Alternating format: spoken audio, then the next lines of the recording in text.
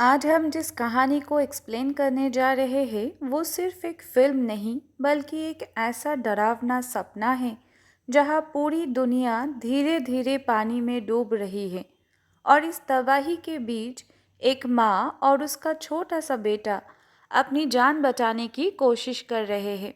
लेकिन ट्विस्ट ये है कि इस माँ के पास पूरी मानवता को बचाने की आखिरी उम्मीद भी है। तो बिना समय गवाए चलिए शुरू करते हैं द ग्रेट फ्लड फिल्म की पूरी कहानी। अगर आपको ऐसे ही स्टोरी एक्सप्लेनेशन पसंद आ रहा है तो वीडियो को लाइक ज़रूर करें और ऐसे ही शानदार एक्सप्लेन के लिए चैनल को सब्सक्राइब करना ना भूलें। कहानी की शुरुआत होती है एक आम दिन से, जहां हम देखते हैं एक छोटा सा बच्चा चैन जो बहुत ही प्यारा और मासूम है। उसे तैरना बहुत पसंद है। वो घर में भी गॉगल्स पहनकर घूमता रहता है और बार बार अपनी मम्मी से कहता है, मम्मा चलो ना स्विमिंग करने। लेकिन मम्मा उसे डांट देती है क्योंकि वो गॉगल्स घर में पहनता है और थोड़ा ज़िद्दी भी है। यहाँ से हमें माँ बेटे की रिश्ता समझ आता है। माँ थोड़ा सख्त है लेकिन अंदर से बहुत केयरिंग है।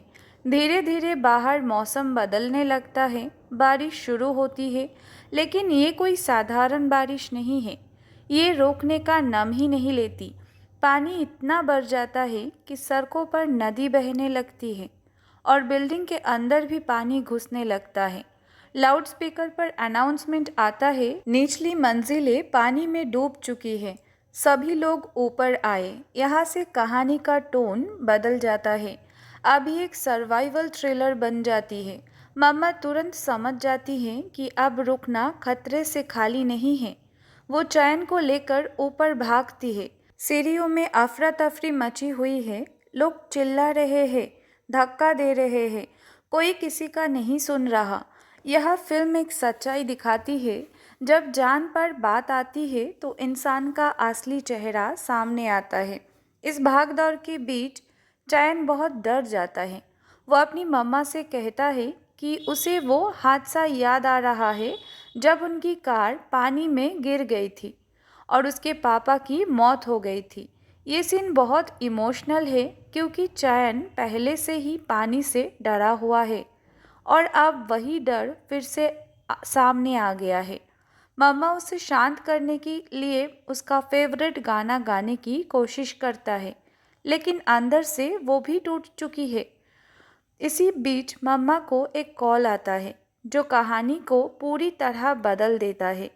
कॉल करने वाला कहता है वो एक सिक्योरिटी टीम से है और उन्हें रेस्क्यू करने के लिए हेलीकॉप्टर से भेजा गया है। लेकिन असली शौक अभी बाकी है। मम्मा को बताया जाता है कि ये अंटार्कटिका में एक उल्का टकराया है जिससे सारी बर्फ पिघल गई है और समुद्र का पानी तेजी से बढ़ रहा है। मतलब ये सिर्फ बारिश नहीं, पूरी दुनिया एक ग्रेट फ्लड में डूब रही है। कई देश डूब चुके हैं, लाखों लोग मर चुके हैं और ये सिर्फ शुरुआत है।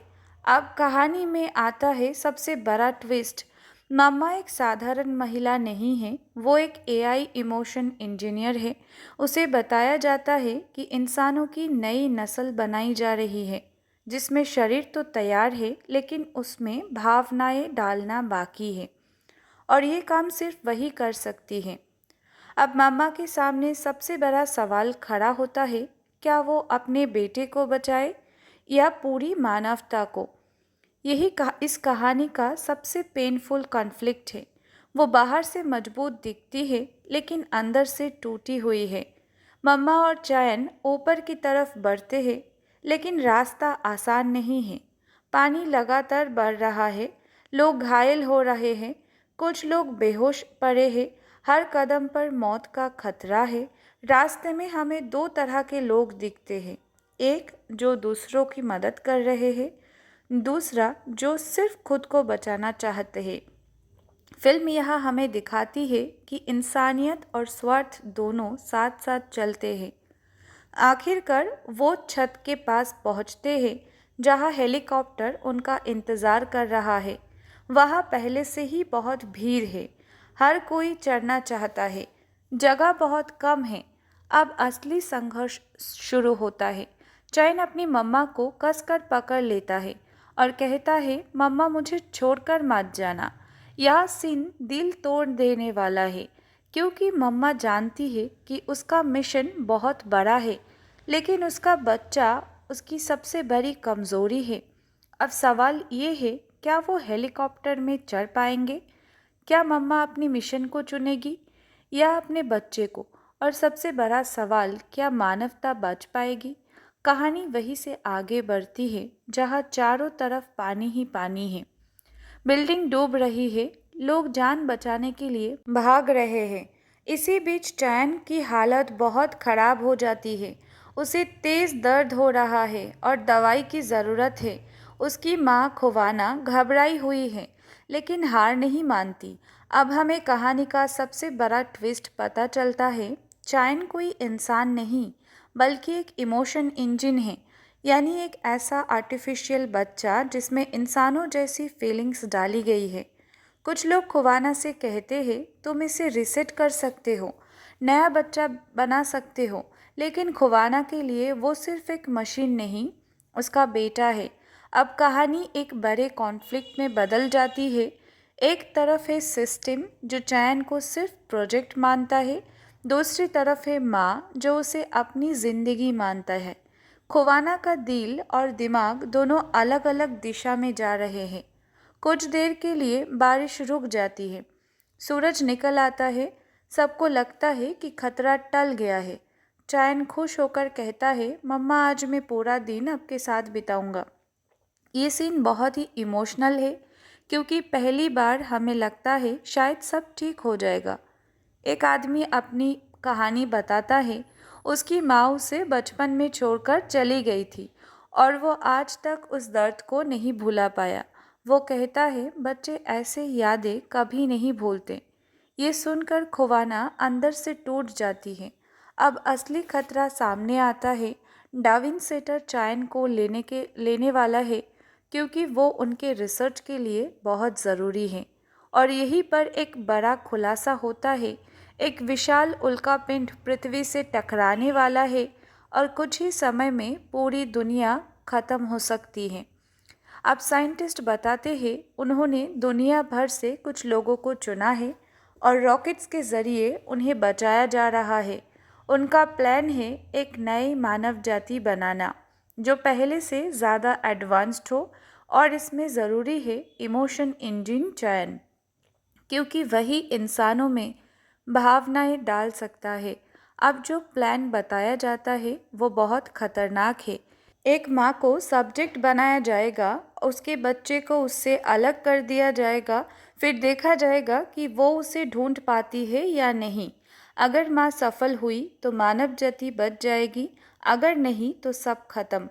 अब पानी बहुत तेज़ी से बढ़ने लगता है, घर डूब रहे हैं, लोग चिल्ला रहे हैं, हर तरफ मौत का डर है।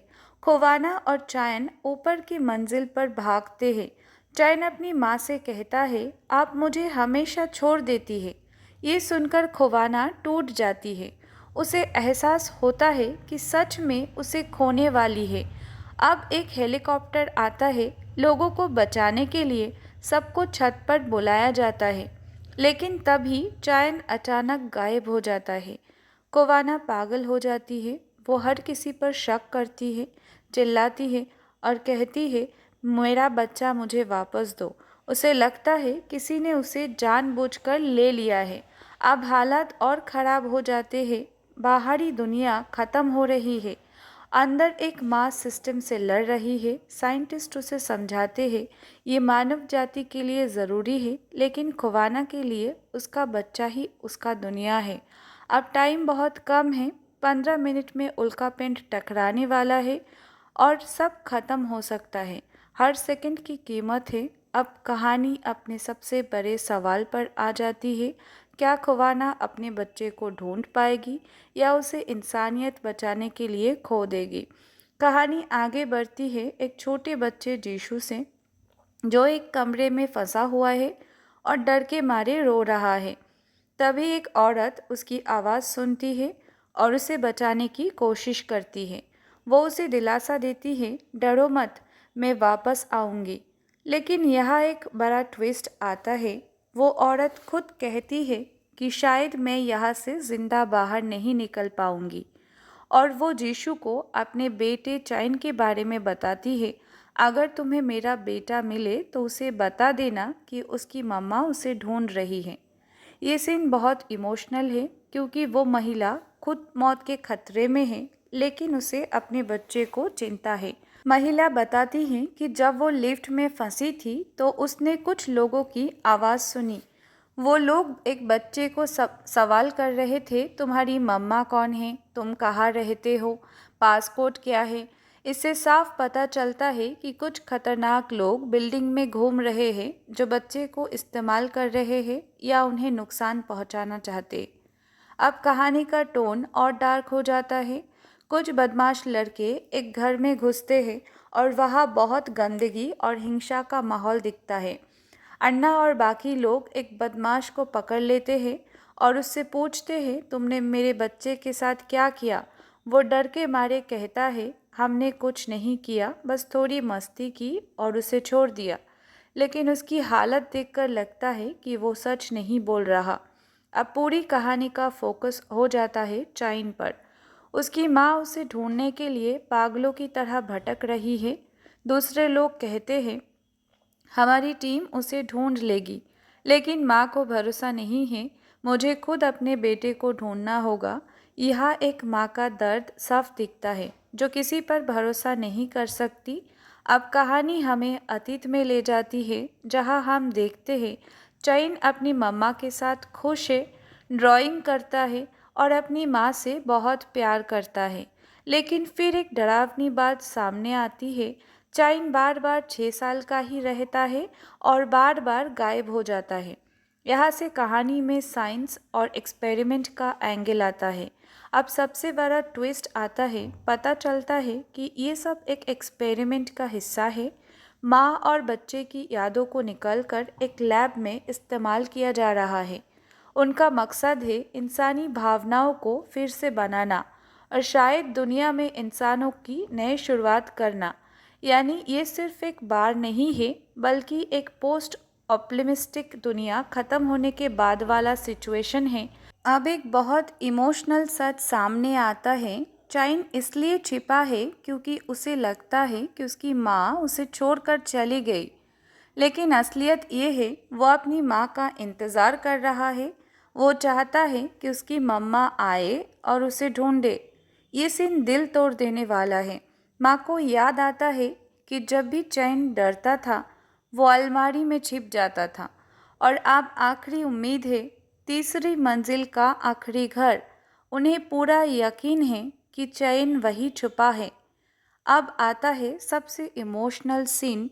माँ आखिरकार चैन तक पहुँचती है और उससे कहती है, मुझे माफ़ कर दो, मैं तुम्हें छोड़कर नहीं गई थी। चैन जवाब देता है, आपने मुझे छोड़ा नहीं, आपने कहा था कि मैं यहाँ इंतज़ार करूँ। ये सुनकर माँ टूट जाती है।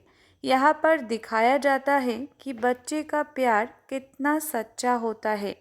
वो अपनी माँ से नफ़रत नहीं करता, बस इंतज़ार करता है। अब पूरी सच्चाई सामने आ जाती है। माँ और चैन को एक टेस्ट सब्जेक्ट की तरह इस्तेमाल किया जा रहा है। उनकी यादों के आधार पर नया इंसान बनाया जाएगा। अगर ये एक्सपेरिमेंट सफल हुआ तो दुनिया में इंसानों की नई शुरुआत हो सकती है, लेकिन इसके लिए उन्हें अपनी यादें और पहचान खोनी पड़ेगी। और सबसे बड़ा सवाल है, क्या माँ अपने बच्चे के साथ इस एक्सपेरिमेंट का हिस्सा बनेगी या वो उसे बचाकर इस खतरनाक दुनिया से भागेगी। और यही कहानी हमें सस्पेंस में छोड़ देती है। तो दोस्तों, ये थी द ग्रेट फ्लड फिल्म की पूरी कहानी एक्सप्लेनेशन हिंदी में। आज की इस कहानी में हमने देखा कि कैसे एक भयानक आपदा के बीच इंसानियत, डर और एक माँ का प्यार सब कुछ बदल देता है। जहाँ बाहर सुनामी का खतरा था, वहीं अंदर भावनाओं का तूफान चल रहा था। लेकिन कहानी अभी ख़त्म नहीं हुई है। असली सच और भी खतरनाक हो सकता है। आगे क्या होगा? क्या माँ और उसका बच्चा फिर से साथ रह पाएंगे या फिर कोई एक्सपेरिमेंट उनकी ज़िंदगी बदल देगा हमेशा के लिए। ये सब जानने के लिए जुड़े रहिए हमारे साथ। अगर आपको ये वीडियो पसंद आया है तो लाइक ज़रूर करें, कमेंट करके बताएं आपका फेवरेट सीन कौन सा था, और ऐसे ही शानदार एक्सप्लेन के लिए चैनल को सब्सक्राइब करना ना भूलें। हम मिलेंगे अगले वीडियो में एक और नए कहानी के साथ। तब तक के लिए स्टे सेफ, स्टे क्यूरियस और देखते रहिए हमारे चैनल, और मिलते हैं नेक्स्ट